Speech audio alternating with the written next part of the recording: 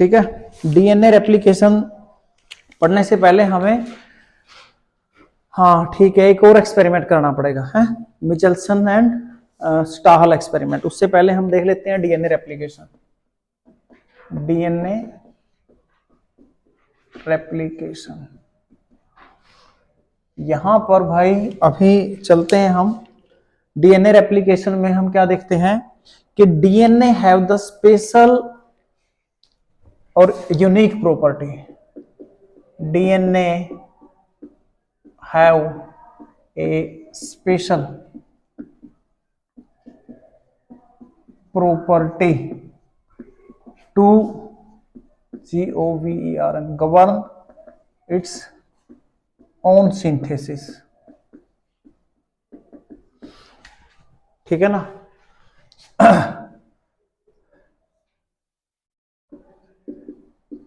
DNA makes its own copy is called DNA replication.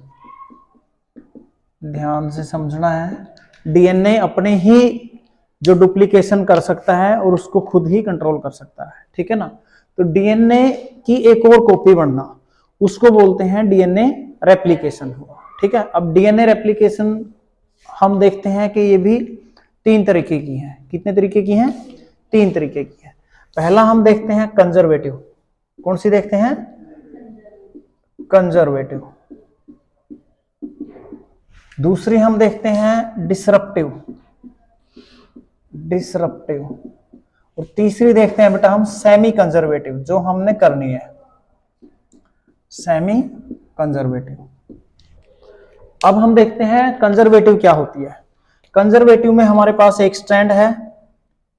Conservative में हमारे पास ये बेटा क्या है? एक स्ट्रैंड है।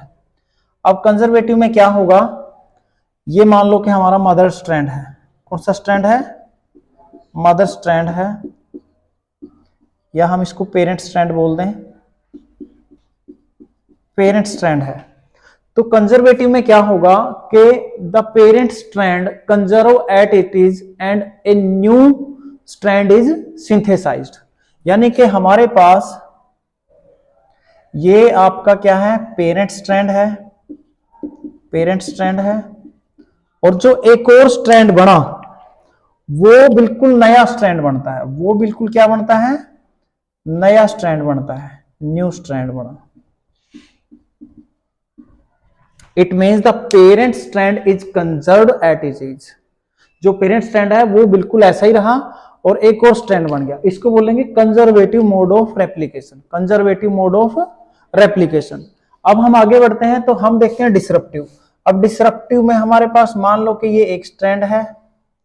ये कौन सा स्ट्रैंड है? पेरेंट स्ट्रैंड है। ये कौन सा है? पेरेंट स्ट्रैंड है। तो डिसरप्टिव में हम देखते हैं कि the parent strand is segmented, cut into segments and new strand fill that segments. यानी कि हम क्या देखते हैं कि ये आपका जो न्यू स्ट्रैंड बनेगा वो कैसे बनेगा? वो न्यू स्ट्रैंड बनेगा ऐसे ऐसे ऐसे ऐसे ऐसे ऐसे। इसके अंदर क्या आया? इसके अंदर जो न्यू स्ट्रैंड है वो इस तरीके से आएगा, ठीक है ना। पेरेंट स्ट्रैंड सेगमेंट्स के अंदर टूट गया है and new strand fill those segments. इसको बोलेंगे डिसरप्टिव स्ट्रैंड। क्या बोलेंगे? Disruptive strand. ये आपका क्या है? न्यू स्ट्रैंड है। समझ में आ रही है कि नहीं चीजें? उम्मीद तो नहीं मैं कल ले जुट रहा। हाँ बेटा, छुट्टी आप ऐसा करो रिसेस में जाना घर, ठीक है। क्या काम हो गया?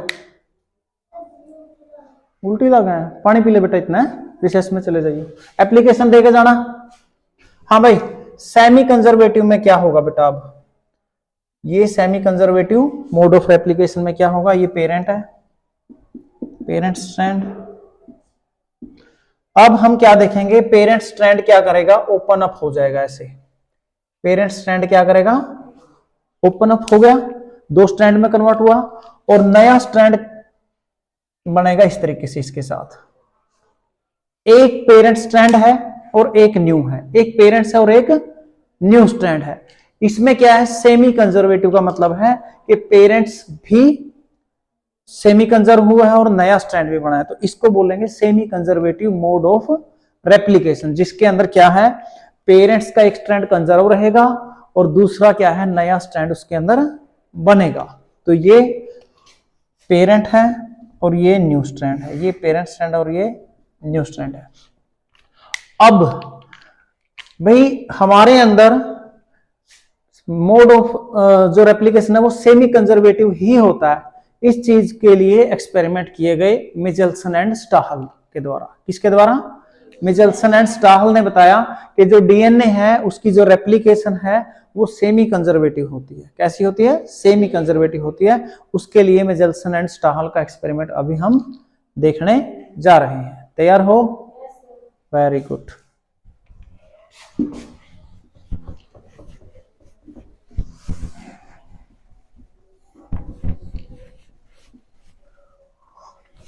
ओके, तो अभी हमारा नया एक्सपेरिमेंट है Meselson and Stahl experiment for semi conservative mode of replication. Semi conservative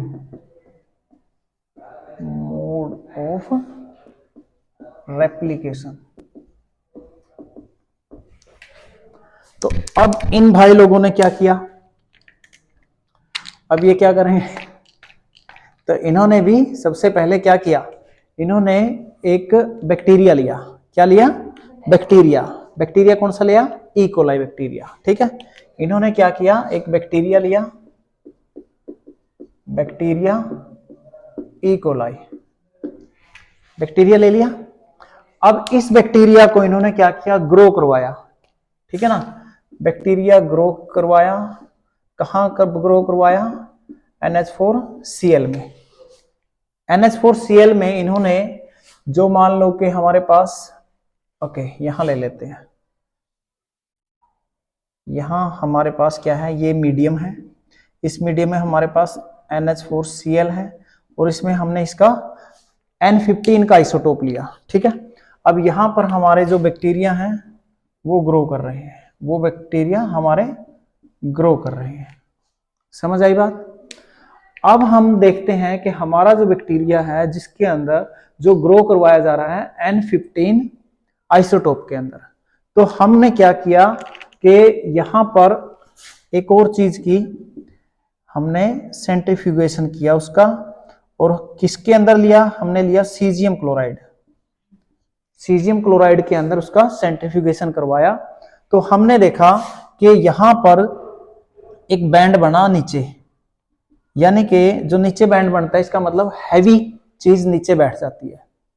तो ये जो हैवी चीज थी ये थी आपका जो डीएनए था और जो N15 का डीएनए था। समझ आ रही है बात? बड़े ध्यान से समझना है। ई कोलाई बैक्टीरिया लिया, ग्रो करवाया, कौन से मीडियम में? NH4Cl में। यहां पर N15 है। क्या है? N15 है। और उसके बाद सीजियम क्लोराइड लिया, ठीक है, जिसके अंदर सेंट्रीफ्यूगेशन करवाई। तो इन्होंने देखा एक हैवी बैंड बनता है जो नीचे बनता है, यानी कि पैलेट जिसे बोलते हैं। तो डीएनए सेटल हुआ नीचे। अब इन्होंने क्या किया कि इसी बैक्टीरिया को, अब इसका जो सैंपल लिया गया, उसमें जो सैंपल लिया गया डीएनए का जो स्ट्रैंड इस प्रकार से हमने देखा, इस स्ट्रैंड के अंदर N15 और N15 के दोनों स्ट्रैंड थे। समझ आई बात?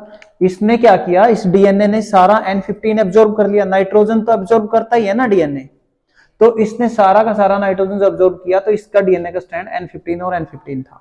अब 20 मिनट बाद ही बैक्टीरिया क्या करता है, नई कॉलोनी बनाता है।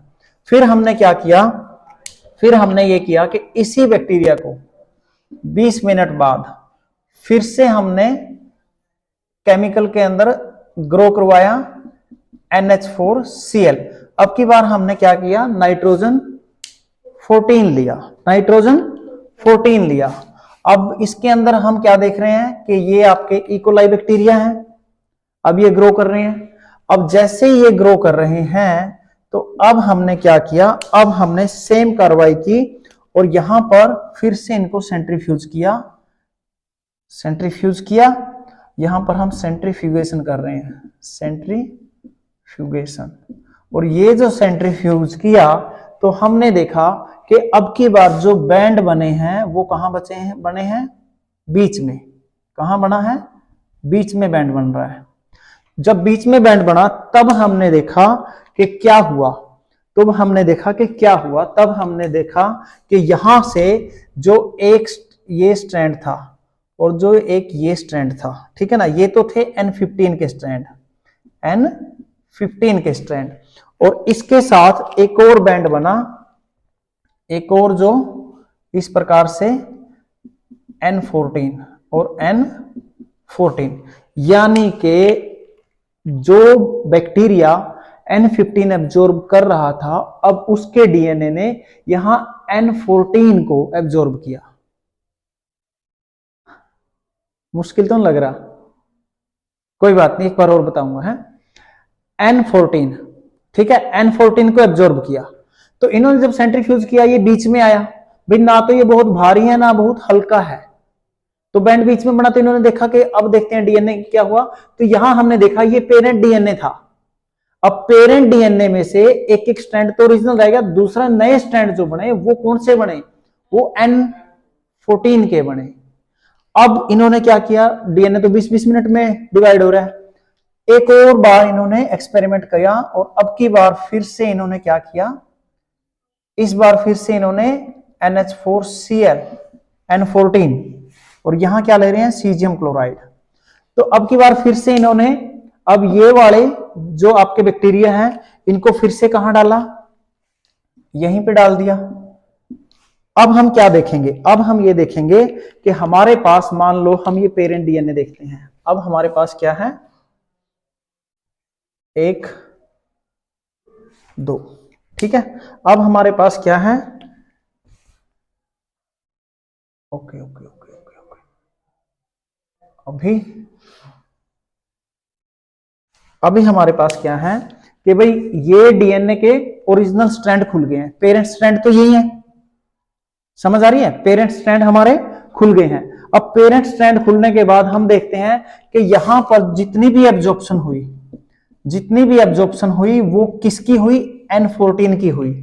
तो अब हमारे पास ये जो स्ट्रैंड है, अब यहां पर एक स्ट्रैंड ये बना, एक स्ट्रैंड ये बना, अब ये भी N14 है, ये भी N14 है, ये भी N14 है, ये भी N14 है, और ये जो स्ट्रैंड है ये N14 और ये जो स्ट्रैंड है ये N14 है, और रेड वाला क्या था, N15 था, N15 और N15। अब हमने क्या किया, दोबारा से हमने सेंट्रीफ्यूगेशन किया।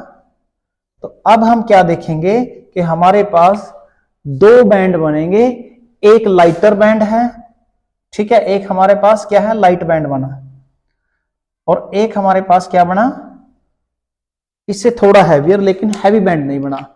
तो यहां पर अब हमारे पास कौन सा है, जो डीएनए N14 है, सारा का सारा जो N14 है, और ये बैंड बनेगा जिसमें हमारे पास N14 और N15 दोनों है। इससे हमें क्या पता चल रहा है कि ये semi conservative mode of replication हो रही है। एक बार फिर से समझो, हम क्या देख रहे हैं, हम ये देख रहे हैं कि भाई जो रेप्लिकेशन होगी डीएनए की वो कैसी होगी, वो कंजर्वेटिव होगी, सेमी कंजर्वेटिव होगी या डिसरप्टिव होगी। तो इसके लिए हार्शी एंड चेज आए। हार्शी एंड चेज ने क्या किया, ई कोलाई लिया, ठीक है, ई कोलाई का बैक्टीरिया जो है ग्रो किया कहां, N15, ठीक है, NH4Cl जिसमें नाइट्रोजन जो है 15 है, हैवी आइसोटोप है ये। तो यहां हमने देखा कि जो बैक्टीरिया ने क्या किया, N15 को एब्जॉर्ब कर लिया, उसके डीएनए ने N15 को एब्जॉर्ब कर लिया। जब हमने सेंट्रीफ्यूगेशन करके देखा तो सारा का सारा डीएनए नीचे बैठ गया, तो ये हैवी नाइट्रोजन उसने एब्जॉर्ब किया। अब इसी सेम डीएनए वाले बैक्टीरिया को हमने एक और सॉल्यूशन में ग्रो किया जिसमें क्या था, NH4Cl ही था लेकिन N14 था। तो इसने क्या किया, इसकी चेन खुली इसकी जो पेरेंट चेन है, और जो नया इसने बनाया वो N14 वाला बनाया। कौन सा बनाया, N14 बड़ा। जब इसको सेंट्रीफ्यूज किया तो ये बीच में बन गया बैंड। अब हमने इस बैक्टीरिया को लेके फिर से इसी में डाल दिया। अब इनके पेरेंट स्ट्रैंड खुल गए और जितना भी नया स्ट्रैंड बना वो N14 का ही बना। और हमने देखा कि भाई जो लाइट बैंड है वो ऊपर आ गया, जो मीडियम है वो नीचे आ गया।